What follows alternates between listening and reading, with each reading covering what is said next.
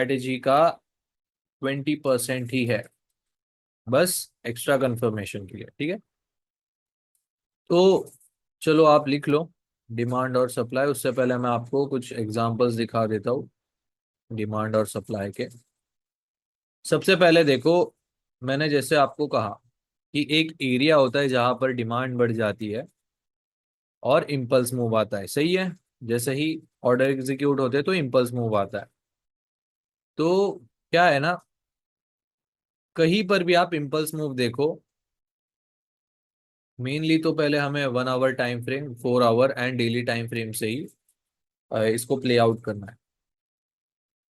तो जहां भी स्ट्रक्चर मार्किंग है, ठीक है, आपको मैं कुछ लेवल्स दिखाता हूँ जो मैंने पर्सनली प्ले किए हुए हैं।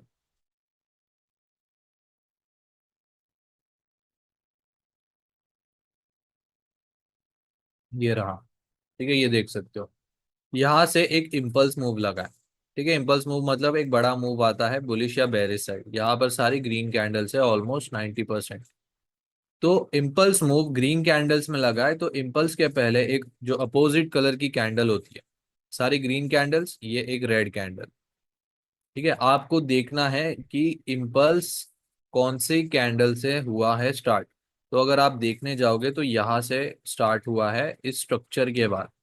सो ये एक डिमांड जोन था जहां पर मैंने एक ट्रेड भी लिया था।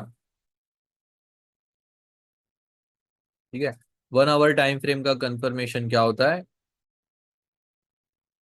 1 मिनट का चेंज ऑफ कैरेक्टर। ठीक है, सो यहाँ पर ये रहा 1, 2, 3। अब इस हाई के ऊपर जब क्लोजिंग आती है तब जाकर मेरा 5 वेव्स बोल रहा हूँ, नॉर्मल चेंज ऑफ कैरेक्टर होगा, सही है। बट उसके पहले ही मेरे पास 1, 2, 3, 4, 5, 5 वेव्स आ गई। इस ग्रीन कैंडल ने कंफर्मेशन दे दिया, डबल एंगल्फिंग पैटर्न बना यहाँ पर, या कैंडल स्टिक आप बोलो। यहाँ पर एंट्री इस लो के नीचे ही एसएल रखा। ठीक है, यहाँ से ही इसको बाय कर लिया था मैंने। ठीक है, सो देख सकते हो ये अच्छा खासा चला है। ठीक है, सो इम्पल्स के पहले का अपोजिट कैंडल क्या होता है आपका? डिमांड और सप्लाई जोन। ये जो मैंने मार्क करके रखे ये हायर टाइम फ्रेम्स के। ठीक है, ये 4 आवर टाइम फ्रेम का। ठीक है, यहाँ पर भी इम्पल्स के पहले एक अपोजिट कैंडल, ये बन जाएगा आपका डिमांड जोन। अब मार्केट में ये 4 आवर का भी डिमांड जोन था एक। अगर आपको कंफ्यूजन हो रहा है तो मैं इसको हाइड कर देता हूँ। ठीक है, इम्पल्स के पहले एक अपोजिट कैंडल, ये रही आपकी एक डिमांड कैंडल। बट मार्केट में selling pressure pressure selling pressure ज्यादा होने की वजह से यहाँ पर ये सेल ही हुआ है। बट स्टिल आप देख सकते हो यहाँ पर रिएक्शन देखने को मिली है। अब जब ये लेवल 2 के नीचे क्लोजिंग आएगी तब चेंज ऑफ कैरेक्टर होगा 4 आवर में। तब तक के लिए गोल्ड आपका बुलिश ही है। ठीक है, ये 4 आवर टाइम फ्रेम का है, ये 4 आवर टाइम फ्रेम का है, ये एक डेली टाइम फ्रेम का है। ये रहा। ठीक है, यहाँ से भी एक मैंने ट्रेड प्लेस किया था। ठीक है, इम्पल्स लगा है यहाँ से यहाँ तक, उसके पहले का अपोजिट कैंडल। ठीक है, यहाँ से बस थोड़ा बहुत ही बाइंग देखने को मिला। ठीक है, तो इस तरीके से आप लोगों को डिमांड और सप्लाई मार्क करना है। अब सप्लाई तो सेलिंग चल ही नहीं रही है गोल्ड में, बट फिर भी एक दो मैंने मार्क करके रखे। ये देखो 1 आवर टाइम फ्रेम, यहाँ पर आप देखो 1, 2, 3। अगर हम देखने जाए तो मोस्टली लेवल 2 से ही एक इम्पल्स मूव लगता है, राइट, डाउन साइड या अप साइड। अब यहाँ पर एक्चुअल अगर आप देखो, इम्पल्स कहाँ से स्टार्ट हुआ है? लेवल 2 से स्टार्ट हुआ है या इस पर्टिकुलर पॉइंट से स्टार्ट हुआ है? ठीक है, एग्रेसिव मूव आया है यहाँ से।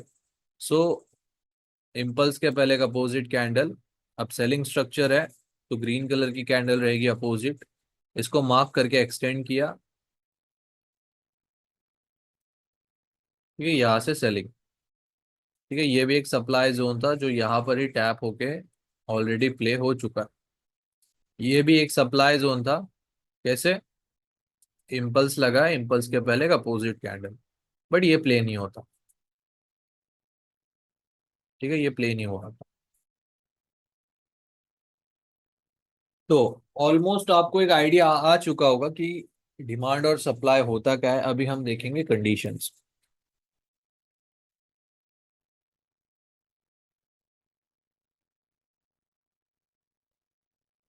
तो थोड़ा सा ड्रॉ करना पड़ेगा, आप लोग भी ड्रॉ कर लीजिए। डिमांड कैंडल होगी आपकी रेड कलर की, सप्लाई कैंडल होगी ग्रीन कलर की, एंड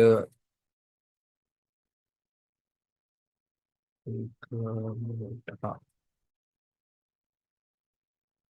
तो यहाँ तक तो आपको एक पता चल चुका है कि इम्पल्स के पहले अपोजिट कैंडल डिमांड और सप्लाई होती है। मोस्टली या 90% ऑफ द टाइम लेवल 2 से ही बनती है।